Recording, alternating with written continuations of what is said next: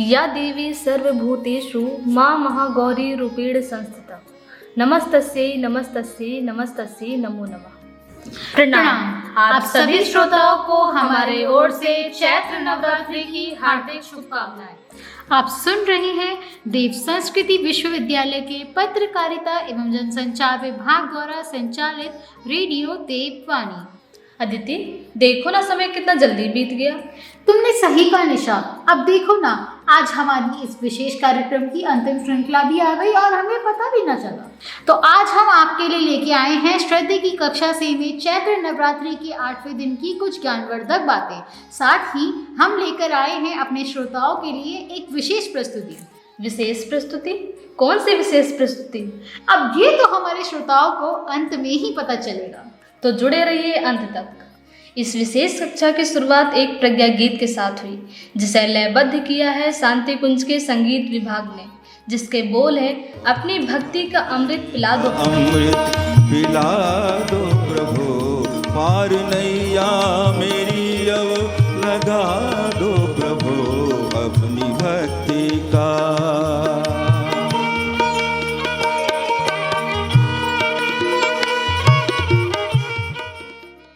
नवरात्रि के 8वें दिन की अपनी समापन कक्षा में माता शबरी की योग साधना में नवदा भक्ति के 5वें एवं 6ठे सोपान की चर्चा करते हुए श्रद्धे बताते हैं कि मंत्र जाप मम दृढ़ विश्वासा। मंत्र जाप में मुझे पक्का मजबूत विश्वास है। ऐसा नहीं कि मैं आधा इधर आधा उधर।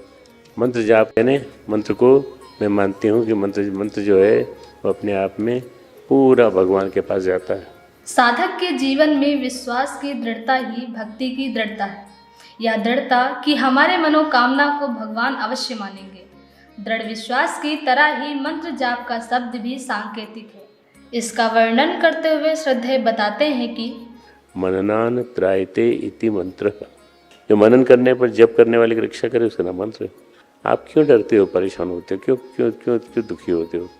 आप ये मान के चल रहे हो कि मनन करने से, मंत्र करने से, मंत्र जप करने से दृढ़ विश्वास है हमें, तो हमें जरूर मिलेगा। गोस्वामी जी ने बड़ी भावजनित वंदना की है। रामायण के प्रति समाज में अत्यंत आदर श्रद्धा का भाव है, पर वेदों के विषय में मान्यता बताते हुए श्रद्धे कहते हैं, मान्यता यह है कि वे किसी व्यक्ति की कृति न होकर के श्रुति हैं। श्रुति सुन करके तैयार की गई। श्रुति का अर्थ है जो कानों से न सुना जाए। वेद श्रवणेन्द्रिय के माध्यम से सुने गए मंत्र हैं। भगवान राम का जब राज्याभिषेक होता है तो वेद उनकी स्तुति करने के लिए आते हैं। उन्होंने भगवान राम की स्तुति करते हुए कहा, विश्वास करी सब आस, परिहर दास तव जे होई रहे, जपि नाम तव विन श्रम, तरहि भवनाथ सो समराम है। गोस्वामी जी कहते हैं कि जगत को समभाव में देखने का भाव संतों का एक विशेष गुण है। संत व्यक्ति अपने कानों से ही अपने गुण सुनने में सकुचाते हैं, जबकि दूसरों के गुण सुनने में उन्हें विशेष हर्ष होता है। इनके मन में समता और शीतलता का वास होता है। निज गुण अवन सुनत सकुचाही, पर गुण सुनत अधिक हरसाही। समशीतल नहीं त्यागहि नीति, सरल स्वभाव सबहि मन प्रीति। नवधा भक्ति के 8वें सोपान के बारे में श्रद्धे कहते हैं कि 8वां जथा लाभ संतोषा।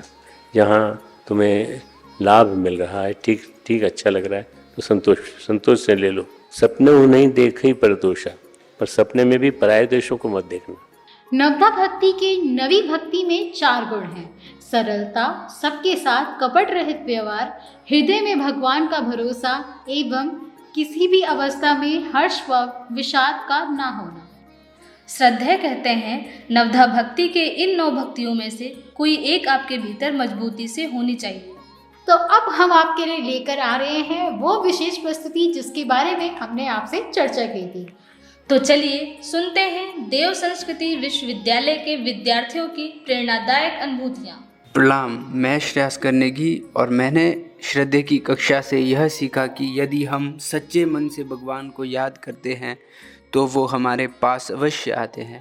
प्रणाम, मैं कशिश।